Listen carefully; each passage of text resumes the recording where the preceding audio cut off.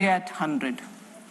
We envision a prosperous and inclusive India in which the fruits of development will reach all sections and citizens, especially our youth, women, farmers, OBCs, scheduled castes and scheduled tribes.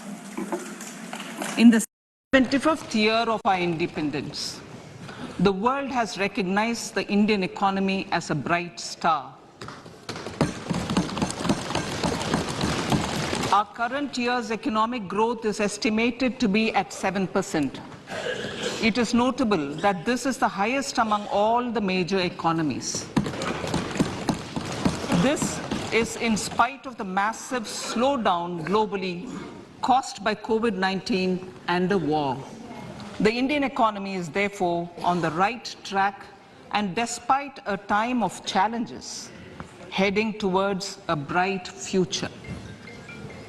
Today, as Indians stand with their head held high and the world appreciates India's achievements and successes, we are sure that elders who had fought for India's independence will, with joy, bless us in our endeavors going forward as well. Our focus on wide-ranging reforms and sound policies implemented through Sabka Prayas, resulting in Jan Bhagidari and targeted support to those in need, helped us perform well in trying times. India's rising global profile is because of the several accomplishments. Unique world-class digital public infrastructure, example, Aadhaar, CoWIN and UPI. COVID vaccination drive in unparalleled scale and speed. Proactive role in frontier areas such as achieving the climate-related goals, Mission Life and National Hydrogen Mission. During the COVID-19 pandemic, we ensured that no one goes to bed hungry with a scheme to supply free food grains to over 80 crore persons for 28 months. Continuing our commitment to ensure food and nutritional security, we are implementing from 1st January 2023 a scheme to supply free food grain to all Antyodaya and priority households for the next 1 year. Under PM Garib Kalyan Anna Yojana, the entire expenditure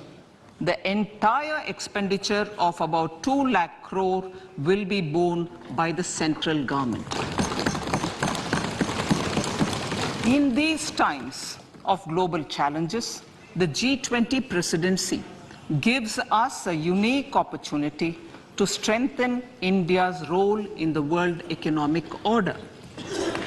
With the theme of Vasudhaiva Kutumbakam, we are steering an ambitious, people-centric agenda to address global challenges and to facilitate sustainable economic development. The government's efforts since 2014 have ensured for all citizens a better quality of life and life of dignity. The per capita income has more than doubled to 1.97 lakh rupees. In these 9 years, the Indian economy has increased in size from being 10th to 5th largest in the world. We have significantly improved our position as well as a well-governed and innovative country with a conducive environment for business as reflected in several global indices. We have made a significant progress in many sustainable development goals. The economy has become a lot more formalized as reflected in the EPFO membership, more than doubling to 27 crore and rupees 7,400 crore digital payments of 126 lakh crore rupees through UPI in 2022. The efficient implementation of many schemes with universalization of targeted benefits has resulted in inclusive development. Some of the schemes are 11.7 crore household toilets under Swachh Bharat mission, which is achieved, 9.6 crore LPG connections under Ujjwala, 220 crore COVID vaccination of 102 crore persons, 47.8 crore PM Jan Dhan bank accounts,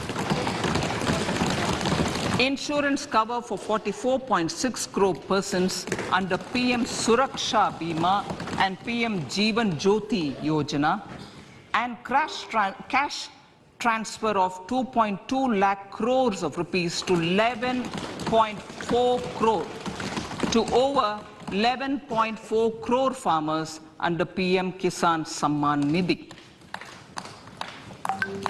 Our vision for the Amritkal includes technology-driven and knowledge-based economy with strong public finances and a robust financial sector. To achieve this, Jan Bhagidari through Sabka Saath, Sabka Prayas is essential. The economic agenda for achieving this vision focuses on three things. First, facilitating ample opportunities for citizens, especially the youth, to fulfill their aspirations. Second, providing strong impetus to growth and job creation. And third, strengthening macroeconomic stability.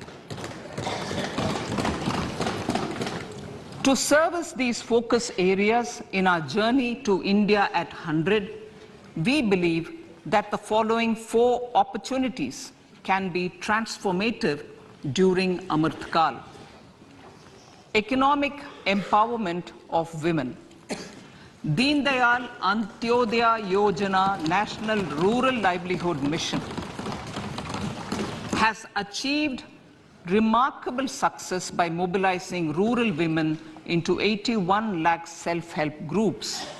We will enable these groups to reach the next stage of economic empowerment through formation of large producer enterprises or collectives, with each having several thousand members and managed professionally.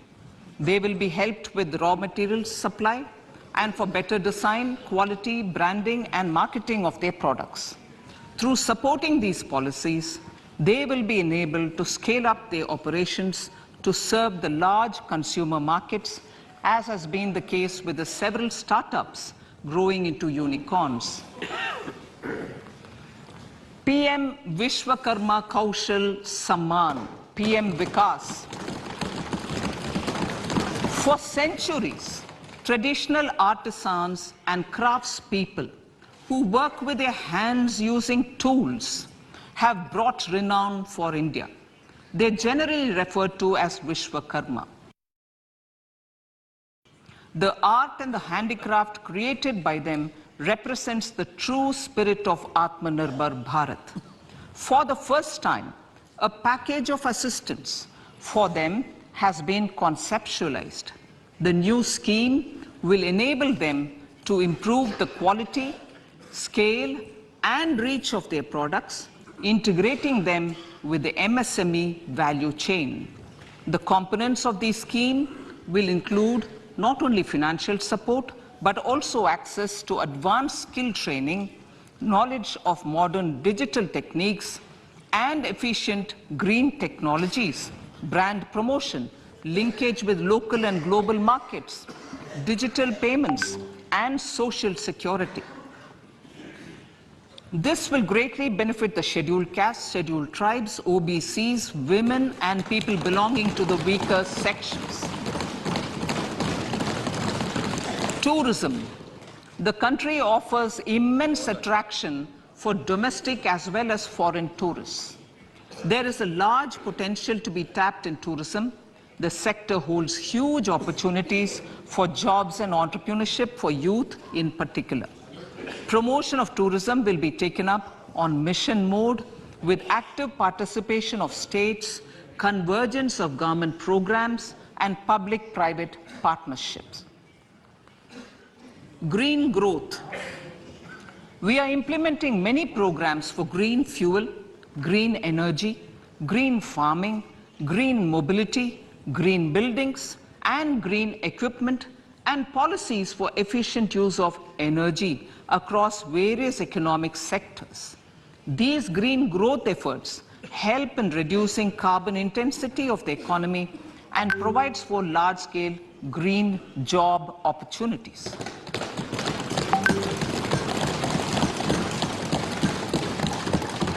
Priorities of this budget. The budget adopts the following 7 priorities. They complement each other and act as the Saptarishi guiding us through the Amritkal. Inclusive development, reaching the last mile, infrastructure and investment, unleashing the potential, green growth, youth power, and financial sector. I now speak on the priority number 1, inclusive development.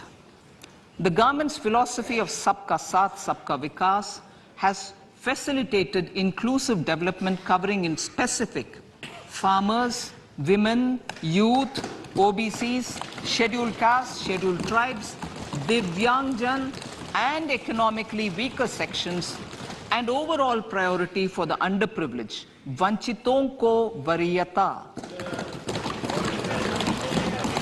There has also been a sustained focus on Jammu Kashmir, Ladakh, and the Northeast. This budget builds on those efforts.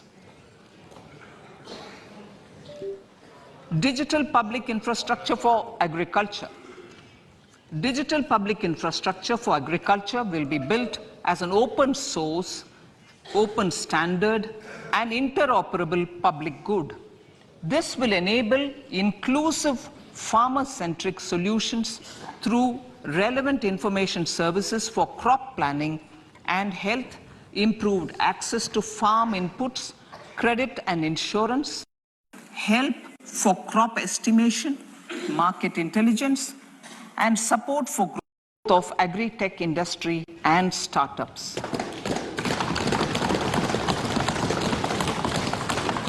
An agriculture accelerator fund. An agriculture accelerator fund will be set up to encourage agri-startups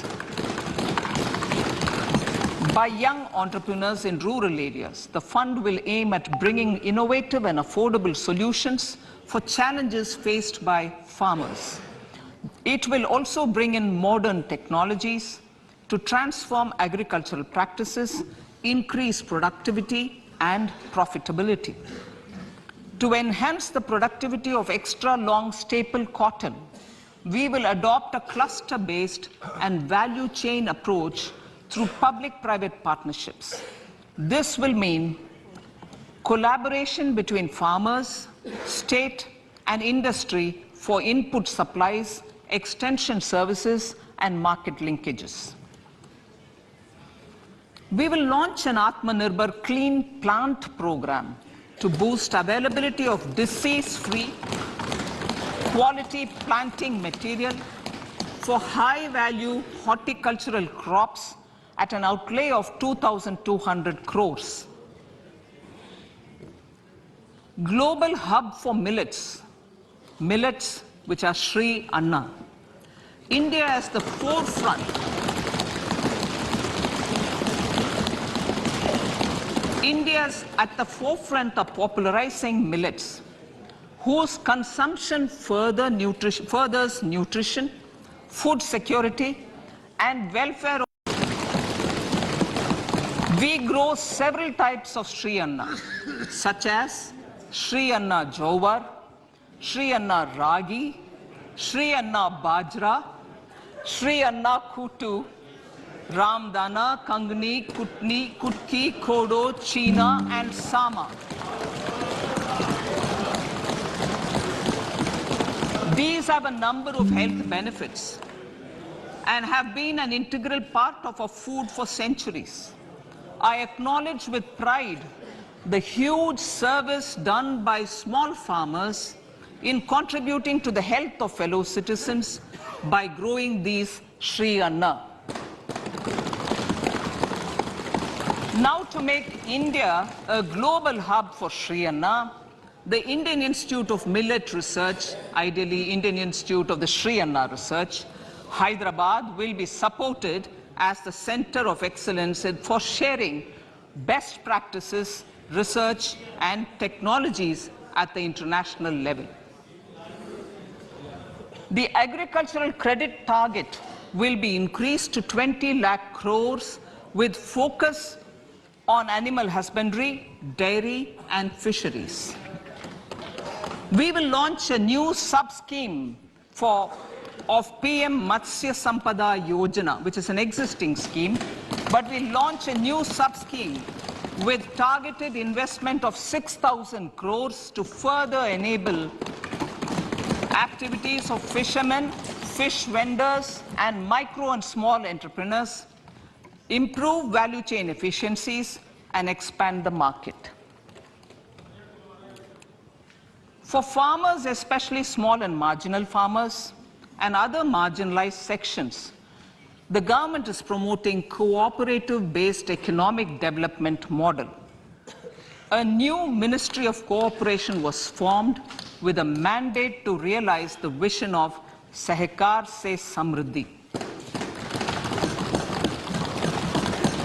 To realize this vision, the government has already initiated computerization of 63,000 primary agricultural credit societies with an investment of 2,560 crores, 2,516 crores. In consultation with all the stakeholders and the states, model bylaws for PACS were formulated, enabling them to become multi-purpose PACS. A national cooperative database is being prepared for countrywide mapping of cooperative societies. With this backdrop, we will implement a plan to set up massive decentralized storage capacity.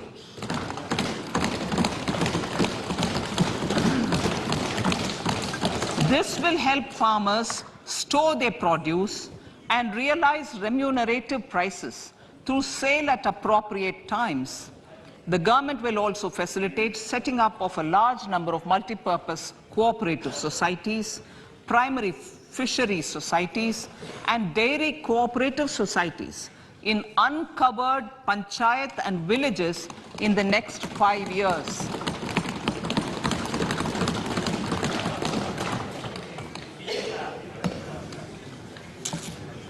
Health, education and skilling.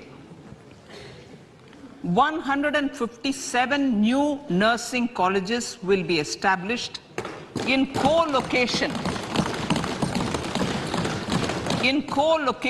with the existing 157 medical colleges established since 2014. A mission to eliminate sickle cell anemia by 2047 will be launched. It will entail awareness creation, universal screening of 7 crore people in the age group of 0 to 40 years in affected tribal areas, and counseling through collaborative efforts of central ministries and state governments.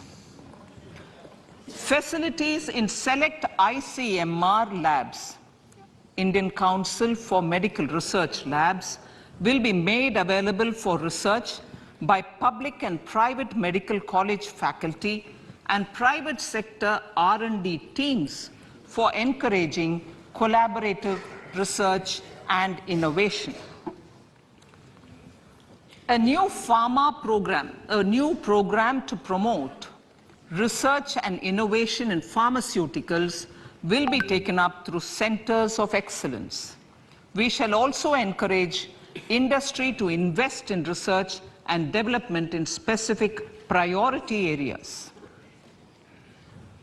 Dedicated multidisciplinary courses for medical devices will be supported in existing institutions to ensure availability of skilled manpower for futuristic medical technologies, high-end manufacturing, and research.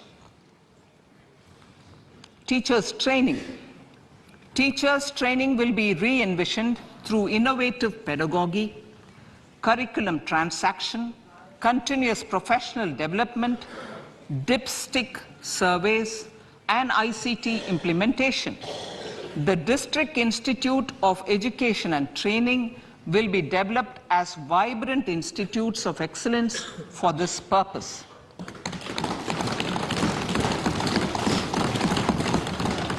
National Digital Library for Children and Adolescents. A National Digital Library for Children and Adolescents will be set up for facilitating availability of quality books across geographies, languages, genres, and levels, and device-agnostic accessibility. States will be encouraged to set up physical libraries for them at panchayat and ward levels and provide infrastructure for accessing the national digital library resources. Additionally, to build a culture of reading and to make up for pandemic time learning loss, the National Book Trust, the Children's Book Trust, and other sources will be encouraged to provide and replenish non-curricular titles in regional languages and in English to these physical libraries. Collaboration with NGOs that work in literacy will also be a part of this initiative to inculcate financial literacy. Financial sector regulators and organizations will be encouraged to provide age-appropriate reading material to these libraries. I move to priority 2, reaching the last mile. Prime Minister Vajpayee's government had formed the Ministry of Tribal Affairs and the Department of Development of Northeast Region to provide a sharper focus to the objective of reaching the last mile. Our government has formed the Ministries of Ayush, Fisheries, Animal Husbandry and Dairying, Skill Development, Jal Shakti and Cooperation. Building on the success of the Aspirational Districts program, the government has recently launched the Aspirational Blocks program, covering 500 blocks for saturation of essential government services across multiple domains such as health, nutrition, education, agriculture, water resources, financial inclusion, skill development, and basic infrastructure. Manya Speaker, sir, Pradhan Mantri PBTG, which is Primitive Vulnerable Tribal Groups Development Mission, is being launched. To improve socio-economic conditions of the particularly vulnerable tribal groups, the PBTGs as we refer them to, Pradhan Mantri PBTG Development Mission will be launched. This will saturate PBTG families and habitations with basic facilities such as safe housing, clean drinking water and sanitation, improved access to education, health, nutrition, road and telecom connectivity, and sustainable livelihood opportunities. An amount of 15,000 crores will be made available to implement the mission in the next 3 years under the Development Action Plan for the Scheduled Tribes. Ekalavya Model Residential Schools. In the next 3 years, Center will recruit 38,800 teachers and support staff for the 740 Ekalavya model residential schools, which is serving 3.5 lakh tribal students.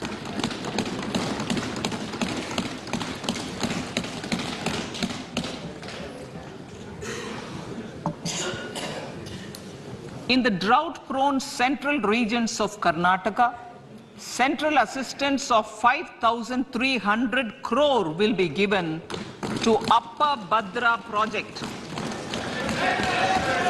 to provide sustainable micro-irrigation and filling up of surface tanks for drinking water. PM Awas Yojana. The outlay for PM Awas Yojana is being enhanced by 66% to over 79,000 crores. Bharat Shared Repository of Inscriptions will be set up in a digital epigraphy museum with digitization of 1 lakh ancient inscriptions in the first stage. Support for poor prisoners. For poor persons who are in prisons and unable to afford the penalty or the bail amount, required financial support will be provided. Priority number 3, infrastructure and investment. Investments in infrastructure and productive capacity have a large multiplier impact on growth and employment. After the subdued period of the pandemic, private investments are growing again. The budget takes the lead once again to ramp up the virtuous cycle of investment and job creation. Honorable Speaker, sir, the capital investment outlay is being increased steeply for the 3rd year in a row by 33% to 10 lakh crores, which would be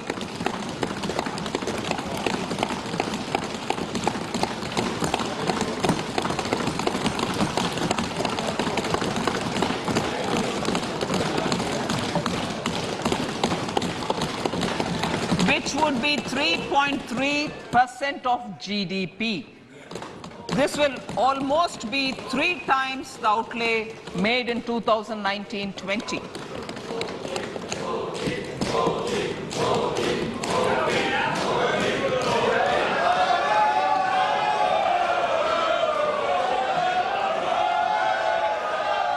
This substantial increase in recent years is central to the government's efforts to enhance growth potential and job creation, crowd in private investments, and provide a cushion against global headwinds. The direct capital investment by the center is complemented by the provision made for creation of capital assets through grants and aids to state. The effective capital expenditure of the center is budgeted at 13.7 lakh crore rupees, which will be 4.5% of GDP. Support to state governments for capital investment. I have decided to continue the 50-year interest-free loan to state governments for 1 more year to spur investment in infrastructure and to incentivize them for complementary policies actions with a significantly enhanced outlay of 1.3 lakh crores. The newly established Infrastructure Finance Secretariat will assist all stakeholders for more private investment in infrastructure, including railways, roads, urban infrastructure, and power, which are predominantly depend on public resources. The harmonized master list of infrastructure will be reviewed by an expert committee for recommending the classification and financing framework suitable for Amrit Kal. A capital outlay, I'm talking about railways now, in 14. 100 critical transport infrastructure projects for last and first mile connectivity for ports, coal, steel, fertilizer and food grain sectors have been identified. They will be taken up on priority with investment of 75,000 crores, including 15,000 crore from private sources. 50 additional airports, heliports, water aerodromes, and advanced landing grounds will be revived for improving regional air connectivity.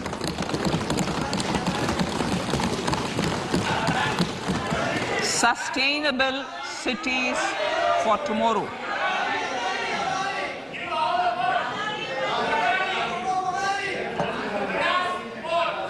States and cities will be encouraged to undertake urban planning reforms and actions to transform our cities into sustainable cities of tomorrow. This means efficient use of land resources, adequate resources for urban infrastructure, transit-oriented development, enhanced availability and affordability of urban land and opportunities for all.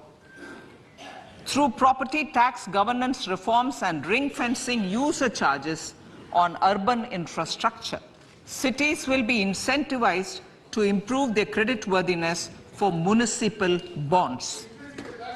Like the RIDF, an urban infrastructure development fund will be established through use of priority sector lending shortfall.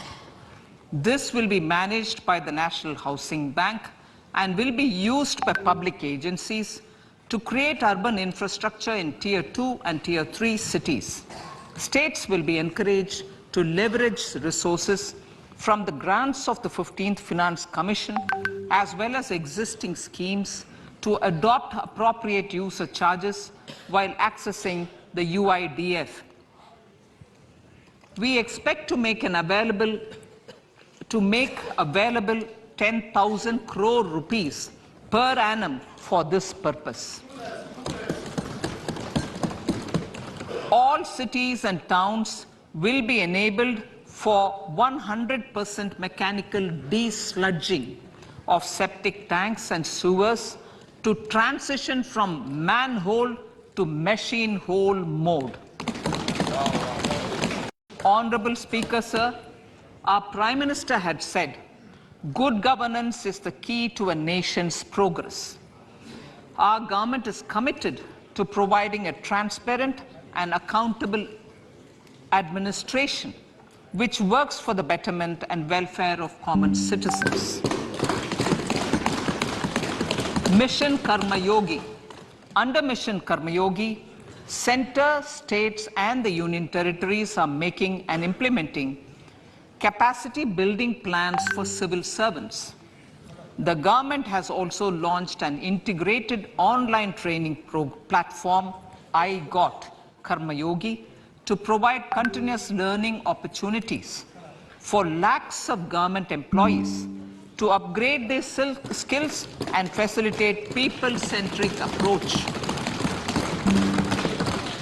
Sir, for enhancing ease of doing business, more than 39,000 compliances have been reduced and more than 3,400 legal provisions have been decriminalized. For furthering the trust-based governance, we have introduced the Jan Vishwas Bill to amend 42 central acts. This budget proposes a series of measures to unleash the potential of our economy.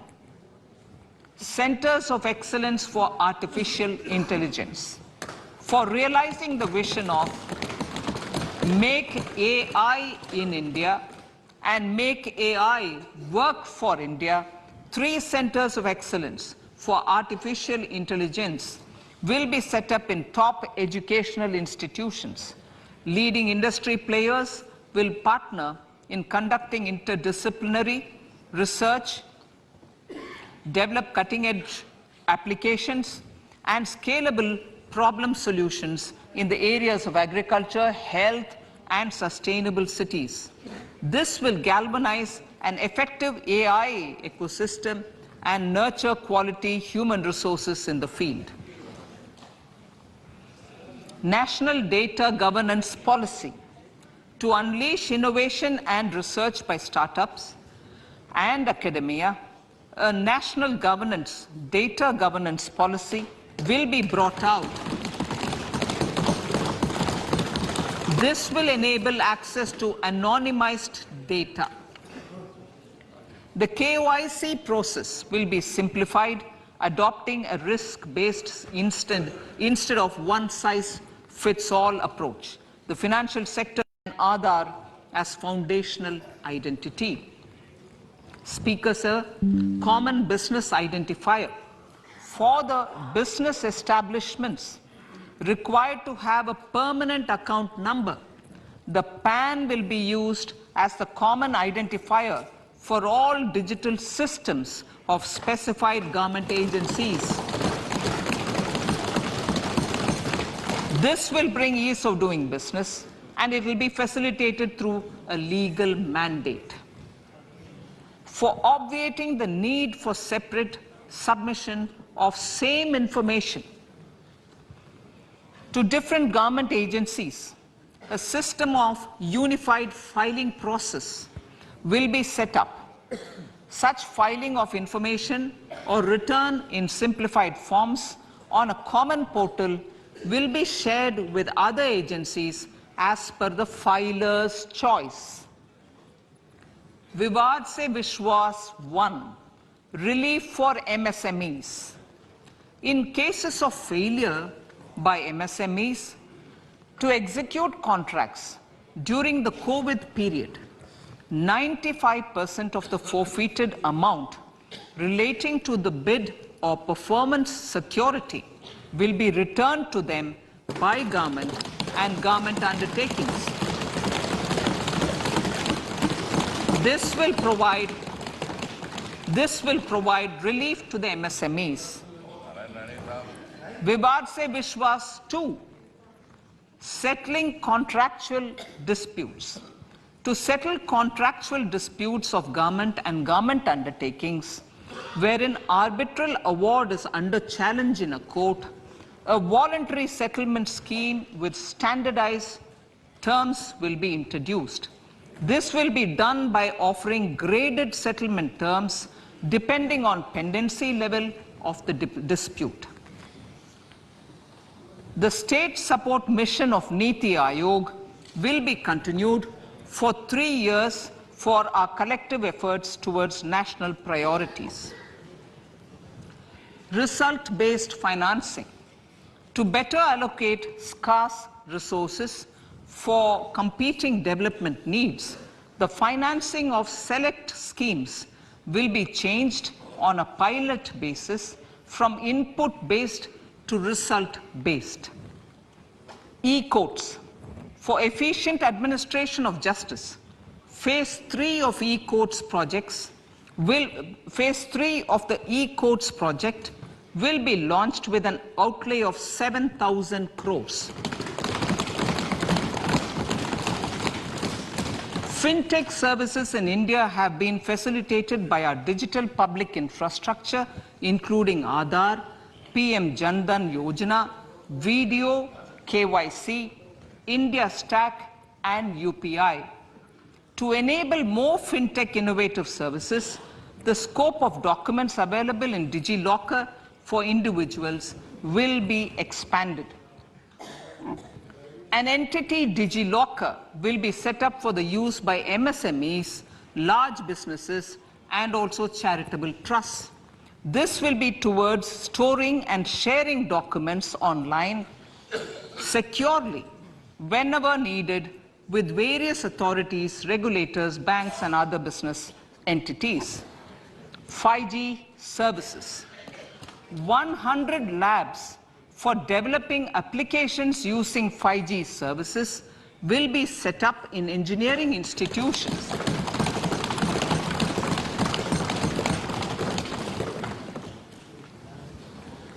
To realize a new range of opportunities, business models, and employment potential. The labs will cover, among others, applications such as smart classrooms, precision farming, intelligent transport systems, and healthcare applications. Lab-grown diamonds. Lab-grown diamonds is a technology and innovation-driven emerging sector with high employment potential. These environment-friendly diamonds, which have optically and chemically the same properties as natural diamonds. To encourage indigenous production of LGD, lab-grown diamond seeds and machines, and to reduce import dependency, a research and development grant will be provided to one of the IITs for 5 years. To reduce the cost of production, a proposal to review the custom duty on LGD seeds will be indicated in Part B of the speech. I come to the fifth priority, Honorable Speaker, sir, green growth. Honorable Prime Minister has given a vision for life or lifestyle for environment to spur a movement of environmentally conscious lifestyle. India is moving forward firmly for the Panchamrit, the net zero carbon emission by 2070 to usher in green industrial and economic transition. This budget builds on our focus on green growth. The recently launched National Green Hydrogen Mission, with an outlay of 19,700 crores, will facilitate transition of the economy to low carbon intensity, reduce dependence on fossil fuel imports, and make the country assume technology and market leadership in this sunrise sector. Our target is to reach an annual production of 5 MMT by 2030. Energy transition. This budget provides for 35,000 crores for priority capital investment towards energy transition and net zero objectives and energy security by Ministry of Petroleum and Natural Gas. To steer the economy on sustainable development path, battery energy storage systems with capacity of 4,000 MWh will be supported with viability gap funding. A detailed framework for pumped storage projects will also be formulated. Renewable energy evacuation.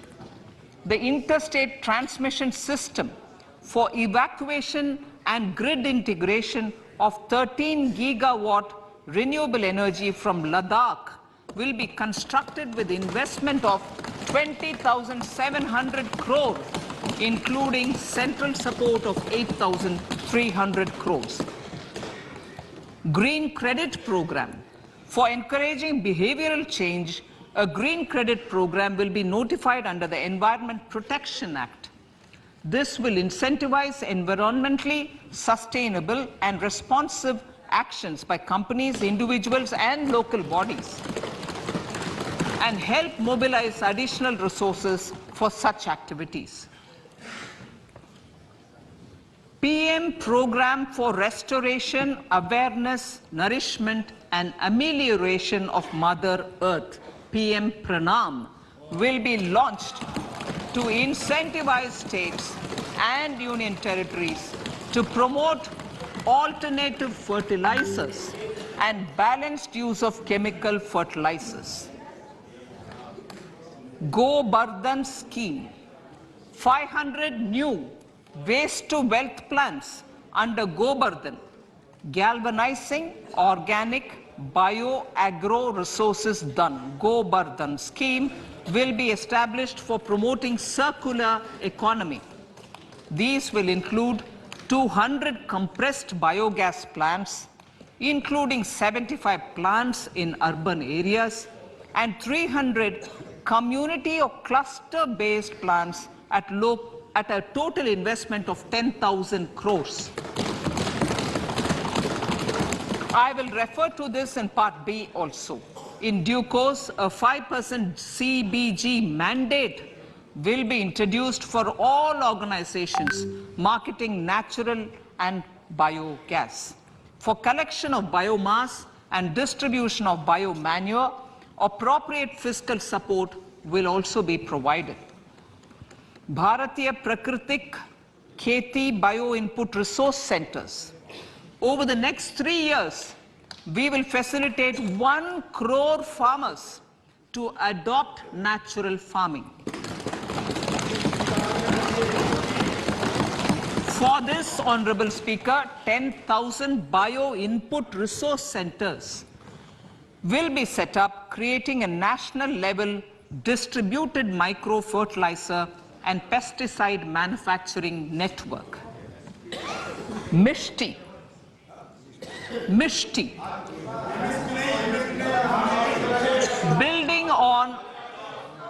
Building on India's success in afforestation, mangrove initiative for shoreline habitats and tangible incomes, Mishti, will be taken up for mangrove plantation along the coastline and on salt pan lands wherever feasible through convergence between Manrega, Campa, Fund and other sources.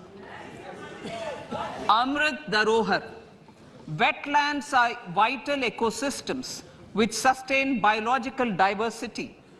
In his latest Mann Ki Baat, the Prime Minister said, now, I quote, now the total number of Ramsar sites in our country has increased to 75, whereas before 2014, there were only 26, unquote. Local communities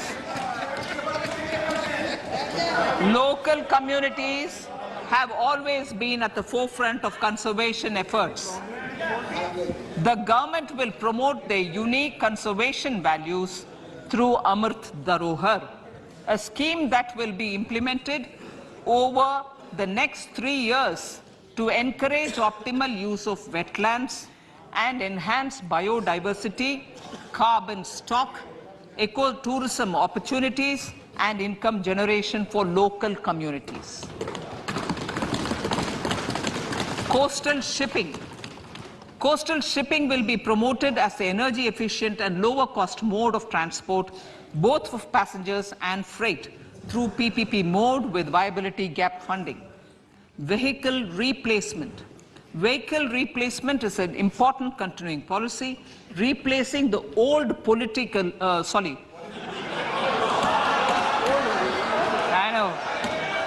replacing, absolutely, thank you. Replacing old polluting vehicles. May be applicable, right?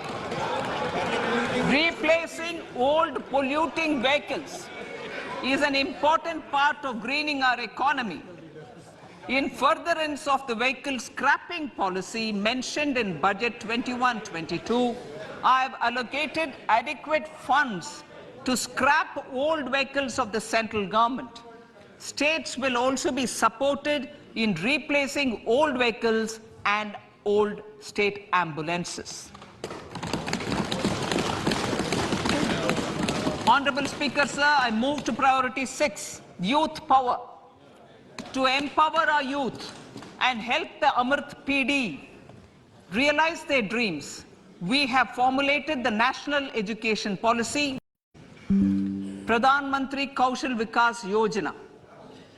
Pradhan Mantri Kaushal Vikas Yojana 4.0 will be launched to skill lakhs of youth within the next 3 years. On-job training, industry partnership, and alignment of courses with needs of industry will be emphasized. The scheme will also cover new age courses for Industry 4.0 like coding, AI, robotics, mechatronics, IoT, 3D printing, drones, and other soft skills. To skill youth for international opportunities, 30 Skill India international centers will be set up across different states. The digital ecosystem for skilling will be further expanded with the launch of a unified Skill India digital platform for enabling demand-based formal skilling, linking with employers including MSMEs, and facilitating access to entrepreneurship schemes. To provide stipend support to 47 lakh youths in 3 years, direct benefit transfer under a pan-India national apprenticeship promotion scheme will be rolled out. Tourism. Honorable Speaker, sir, with an integrated and innovative approach, at least 50 destinations will be selected through challenge mode. In addition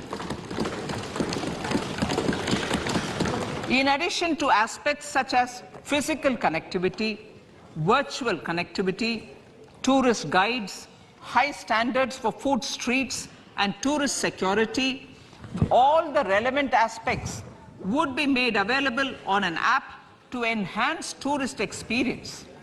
Every destination would be developed as a complete package. The focus of development of tourism would be on domestic as well as foreign tourists.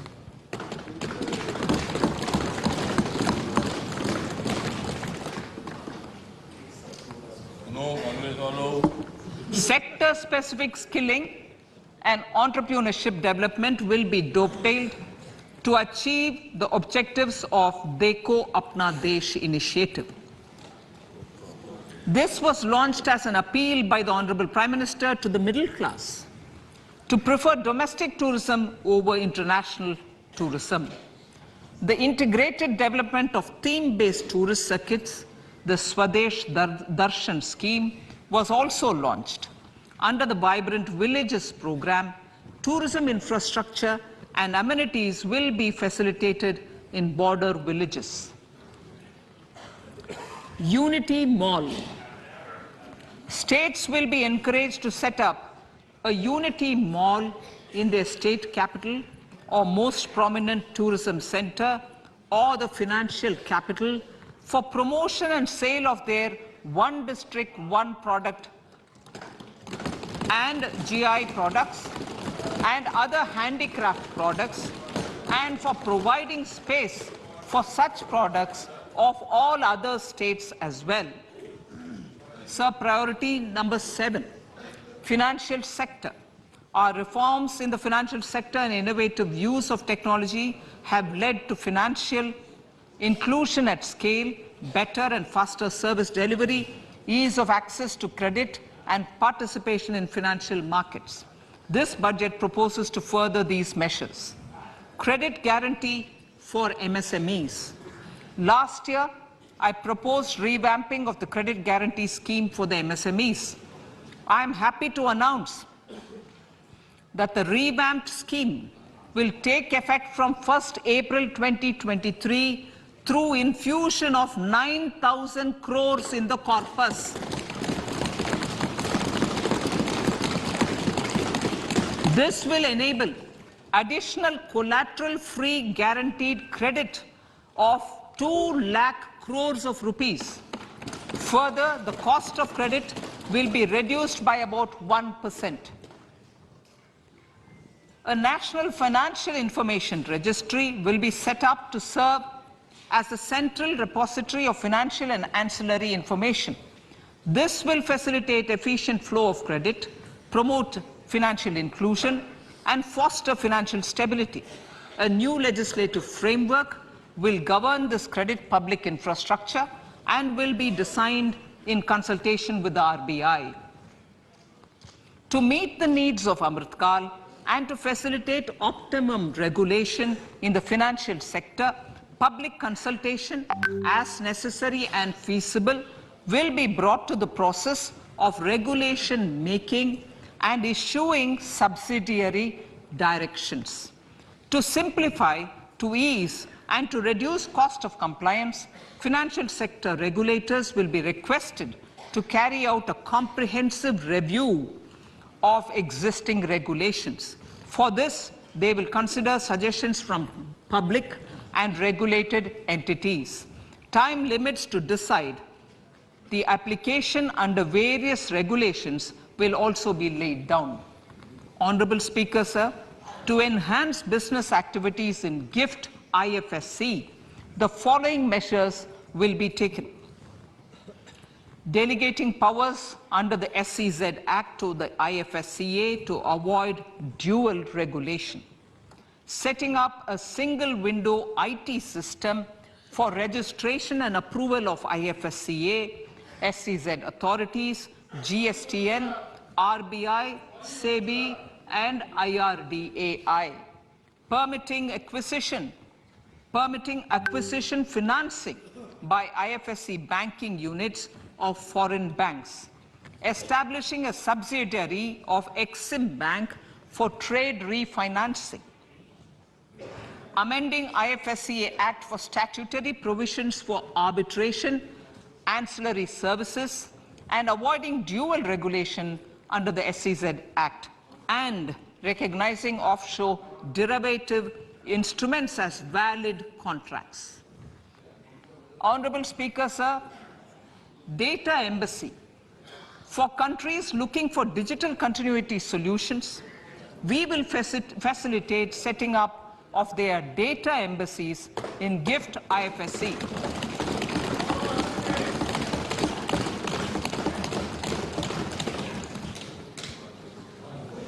Improving governance and investor protection in banking sector.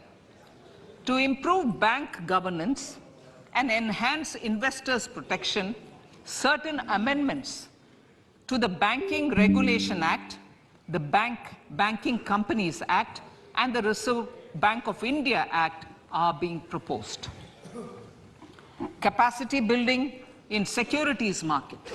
Honorable Speaker, sir, to build capacity of functionaries and professionals in the securities market, SEBI will be empowered to develop, regulate, maintain, and enforce norms and standards for education in the National Institute of Securities Markets and to recognize award of degrees, diplomas, and certificates. A central processing center will be set up for faster response to companies through centralized handling of various forms filed with field officers under the Companies Act. Reclaiming of shares and dividends. For investors to reclaim unclaimed shares and unpaid dividends from the Investor Education and Protection Fund Authority with ease, from the Investor Education and Protection Fund Authority with ease, an integrated IT portal will be established. Digital payments continue to find wide acceptance. In 2022, they show an increase of 76% in transaction and 91% in value. Fiscal support for this digital public infrastructure will continue in 2023-2024. Azadi Ka Amrit Mahotsav, Mahila Samman Bachat Patra.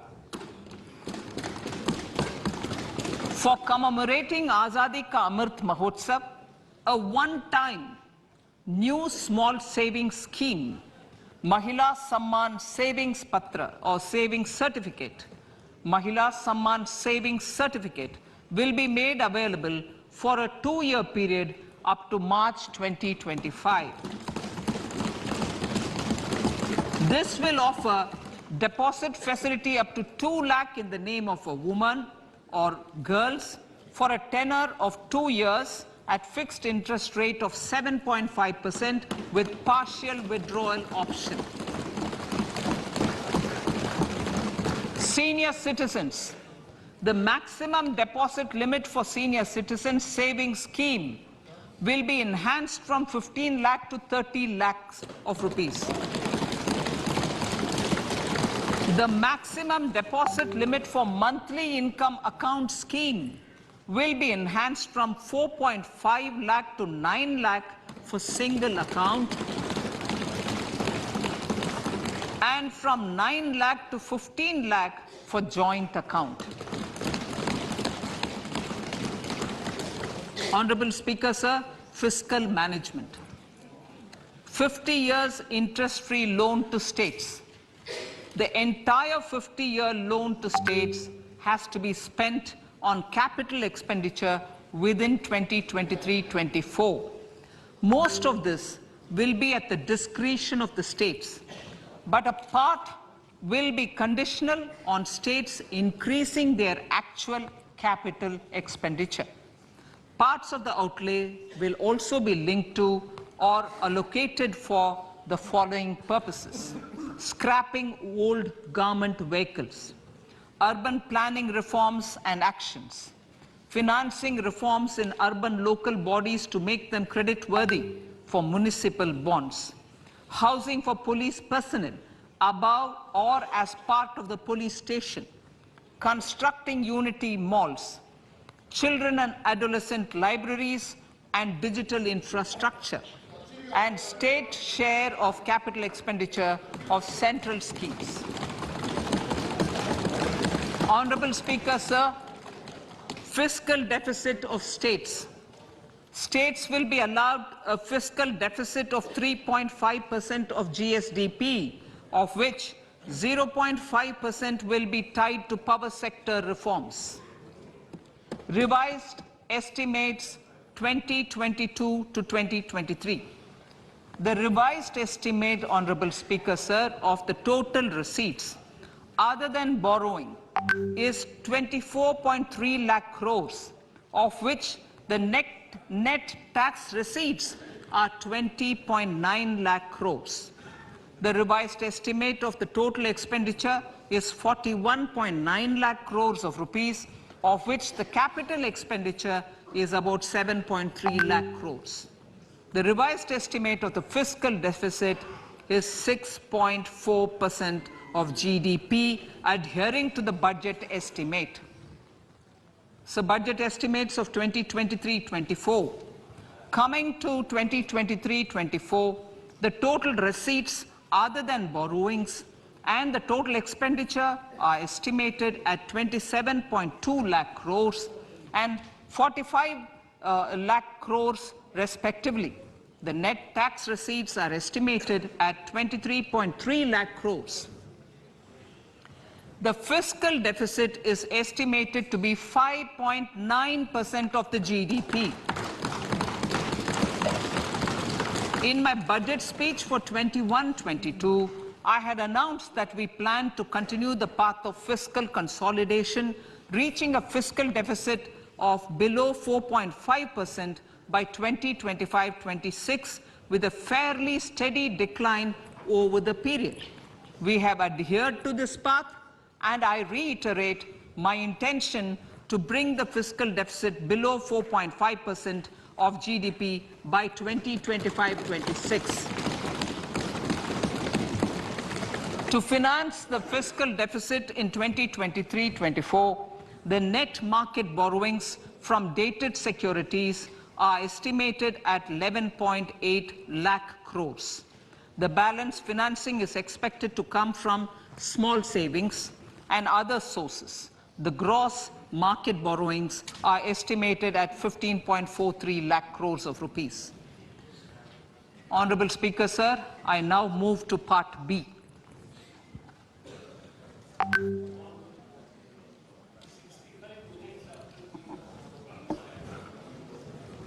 Indirect taxes. My indirect tax proposals will aim to promote exports, boost domestic manufacturing, enhance domestic value addition, encourage green energy and mobility.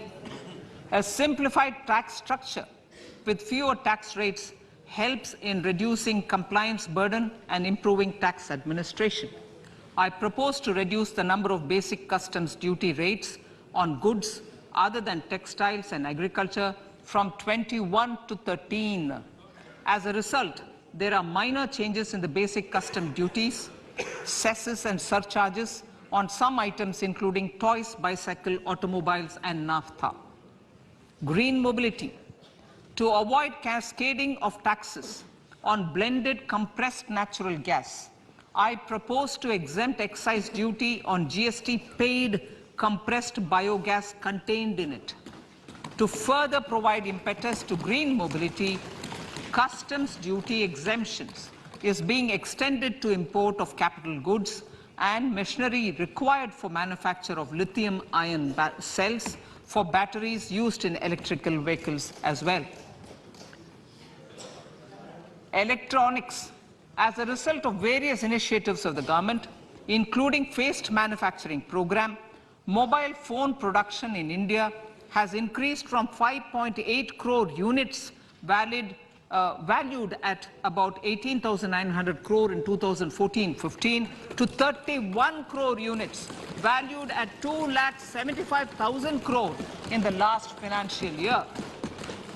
To further deepen domestic value addition in manufacturing of mobile phones, I propose to provide relief to customs duty. I propose to provide relief in customs duty on import of certain parts and inputs like camera lens and continue the concessional duty on lithium-ion cells for batteries for another year.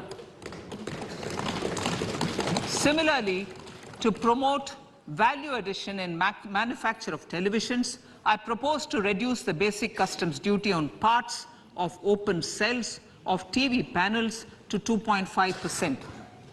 Electrical. To rectify inversion of duty structure and encourage manufacturing of electric kitchen chimneys, the basic custom duty on electric kitchen chimney is being increased from 7.5% to 15%, and that on heat coils for these is proposed to be reduced from 20% to 15%. Chemicals and petrochemicals. Denatured ethyl alcohol is used in chemical industry. I propose to exempt basic customs duty on it. This will also support the ethanol blending program and facilitate an endeavor for energy transition. Basic customs duty is also being reduced on acid-grade fluorospar from 5% to 2.5% to make the domestic fluorochemicals industry competitive. Further, the basic customs duty on crude glycerin for use in manufacture of epichlorohydrin is proposed to be reduced from 7.5% to 2.5%.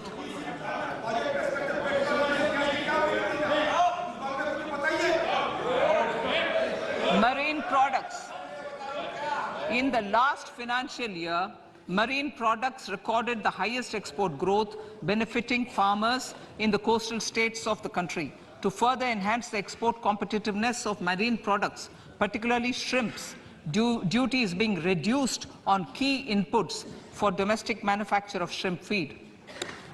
India is a global leader, as I said in Part A, in cutting and polishing of natural diamonds, contributing about 3/4 of the global turnover by value. With the depletion of deposits of natural diamonds, the industry is moving towards lab-grown diamonds, and it holds huge promise. To seize this opportunity, I propose to reduce the basic customs duty on seeds used in their manufacture. Customs duties on door or dore and bars of gold and platinum were increased earlier this fiscal. I propose to increase the duties on articles made therefrom to enhance the duty differential. I also propose to increase the import duty on silver doors, bars and articles to align them with that on gold and platinum. To facilitate availability of raw materials for the steel sector, exemptions from basic custom duty on raw materials for manufacture of CRGO steel, ferrous scrap and nickel cathode is being continued. Similarly, the concessional BCD of 2.5% on copper scrap is also being continued to ensure the availability of raw materials for secondary copper producers who are mainly in the MSME sectors. Compounded rubber. The basic custom duty rate on compounded rubber is being increased from 10% to 25% or 30 kg, whichever is lower, at par with that of natural rubber other than latex, to curb circumvention of duty. Cigarettes. National calamity contingent duty on specified cigarettes was last revised 3 years ago. This is proposed to be revised upwards by about 16%. Direct taxes. I now come to my direct tax proposals. Honorable Speaker, these proposals aim to maintain continuity and stability of taxation, further simplify and rationalize various provisions to reduce the compliance burden, promote the entrepreneurial spirit, and provide tax relief to citizens. It has been constant endeavor of the Income Tax Department to improve taxpayer services by making compliance easy and smooth. Our taxpayers portal received a maximum of 72 lakh returns in a day, processed more than 6.5 crore returns this year. Average processing period reduced from 93 days in financial year 13-14 to 16 days only now. And 45% of the returns were processed within 24 hours. We intend to further improve this, roll out the next generation common IT return form for taxpayer convenience, and also plan to strengthen the grievance redressal mechanism. MSMEs and professionals. MSMEs are growth engines of our economy.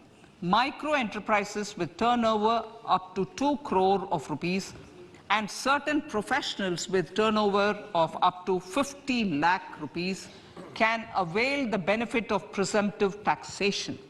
I propose to provide enhanced limits of 3 crore and 75 lakh respectively to the taxpayers whose cash receipts are no more than 5%. Whose cash receipts are no more than 5%.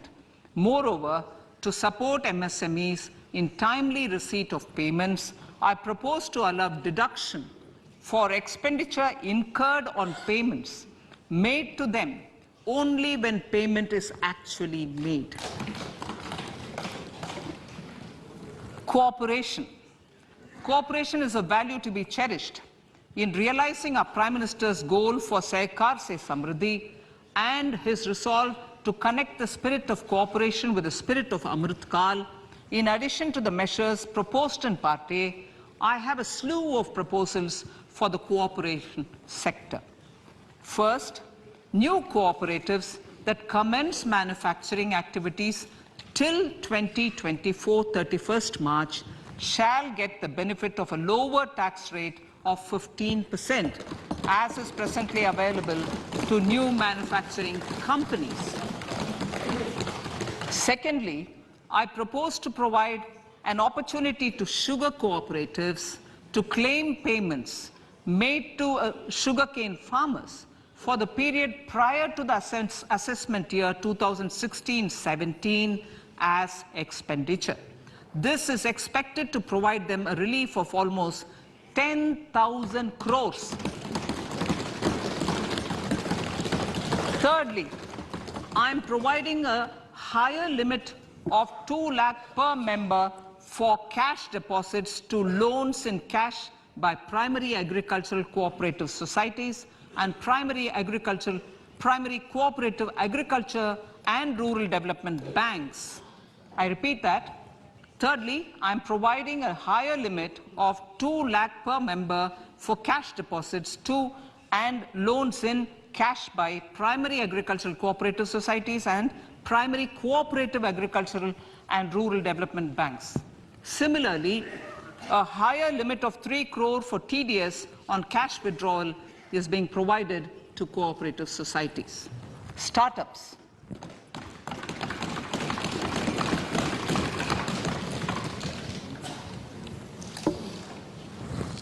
Entrepreneurship is vital for a country's economic development.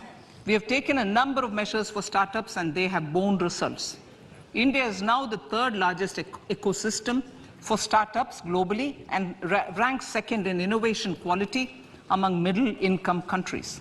I propose to extend the date of incorporation for income tax benefits to startups from 31/3/2023 to 31/3/2024. I further propose to provide the benefit of carry forward of losses on change of shareholding of startups from 7 years of incorporation to 10 years.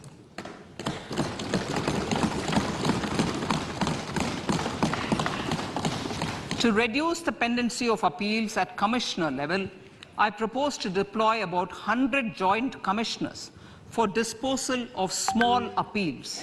We shall also be more selective in taking up cases for scrutiny of returns already received this year. Better targeting of tax concessions.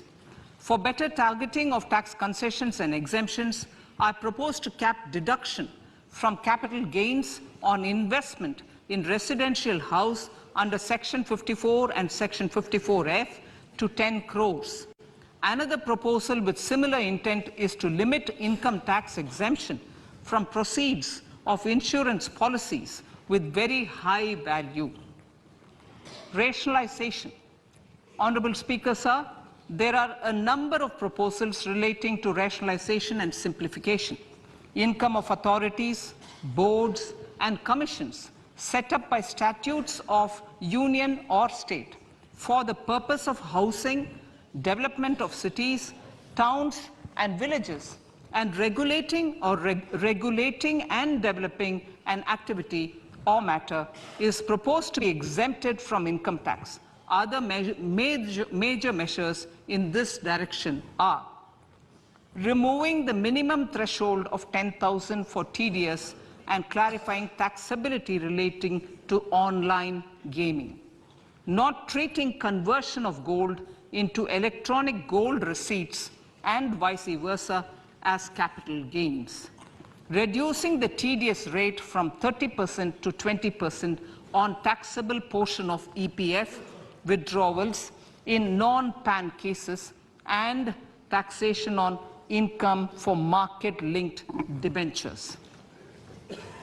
Other major proposals in the finance bill relate to the following: extension of period of tax benefits to funds relocating to IFSC, GIFT City till 31/3/2025, decriminalization under Section 276A of the Income Tax Act, allowing carry forward of losses on strategic disinvestment, including that of IDBI Bank, and providing EEE status to Agniveer Fund. Personal income tax.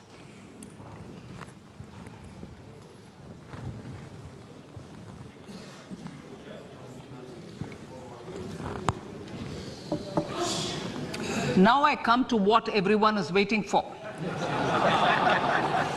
Personal income tax. I have 5 major announcements to make in this regard. These primarily benefit our hard-working middle class. The first one concerns rebate. Currently, those with income up to 5 lakh do not pay any income tax in both old and new regimes. I propose to increase the rebate limit to 7 lakhs in the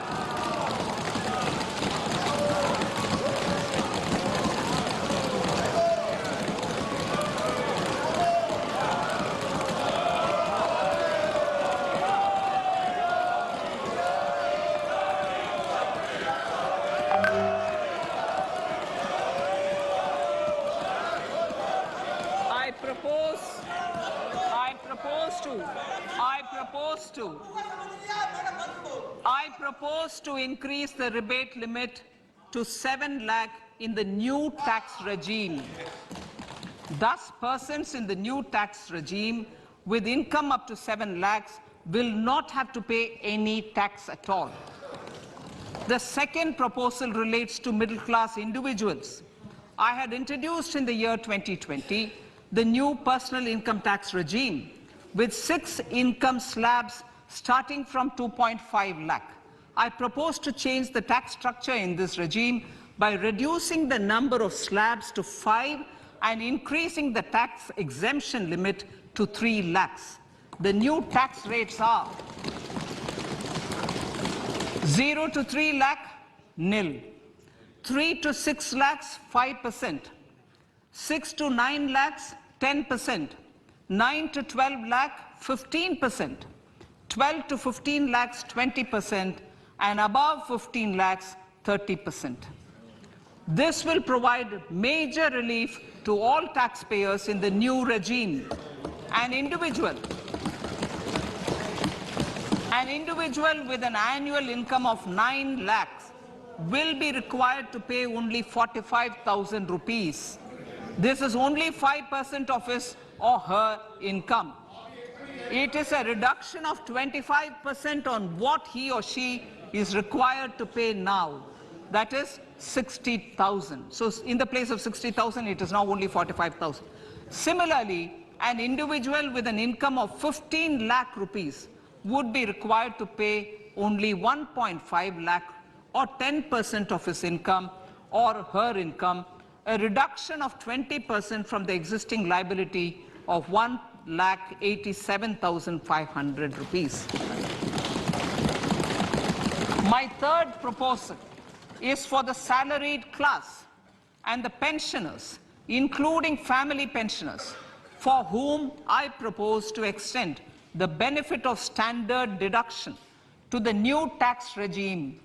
Each salaried person with an income of 15.5 lakh rupees or more will thus stand to benefit by 52,500 rupees. My fourth announcement in personal income tax is regarding the highest tax rate, which in our country is 42.74%. This is among the highest in the world. I propose to reduce the highest surcharge. Rate from 37% to 25% in the new tax regime.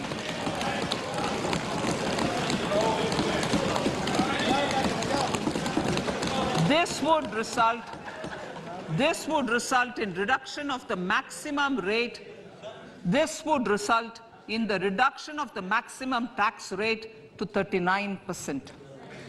Lastly, the limit of 3 lakh rupees for tax exemption on leave encashment on retirement of non-government salaried employees was last fixed in the year 2002, when the highest basic pay in the government was only 30,000 rupees per month. In line with the increase in the government salaries, I am proposing to increase this limit to 25 lakh rupees.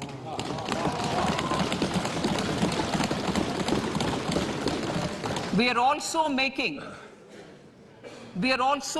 the new income tax regime as the default tax regime. However, citizens will continue to have the option to avail the benefit of the old tax regime. Apart from these, I am also making some other changes as given in the annexure. As a result of these proposals, revenue of about 38,000 crore to 37,000 crore in direct taxes and rupees 1,000 crore in indirect taxes will be foregone, while revenue of about 3,000 crore will be additionally mobilized. Thus, the total revenue foregone is about 35,000 crores annually. Honorable Speaker, sir, with these words, I commend the budget to this August House.